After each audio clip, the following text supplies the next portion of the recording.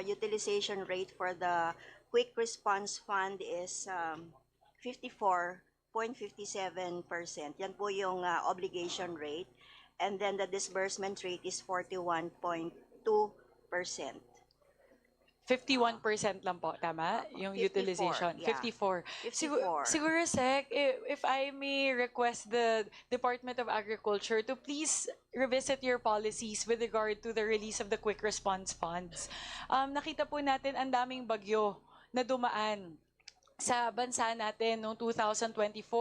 Ang dami pong mga nasira na mga palayan, ang dami pong mga nawala na mga livestock, livelihoods.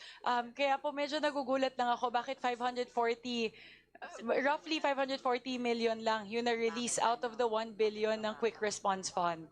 So, ibig sabihin po baka hindi natin natutugunan talaga yung pangangailangan ng mga lugar, yung mga magsasaka, yung mga may livestock po na kailangan talaga ng Quick Response Fund na yon immediately after the calamity. So, medyo napansin ko na po yan, may problema po talaga sa QRF and napatunayan po nun, yun ng 54% utilization lang ng QRF. Ang dami po kasing pinagdadaanan.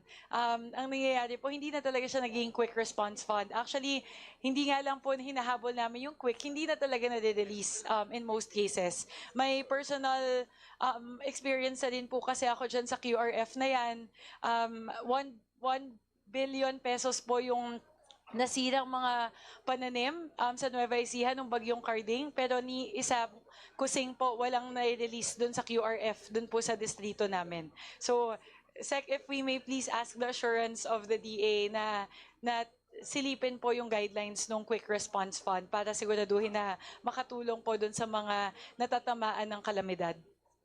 Madam Chair, I will personally look into this immediately and we'll make sure na magamit na maayos ng mabilis. Thank you, Madam Chair. Thank you very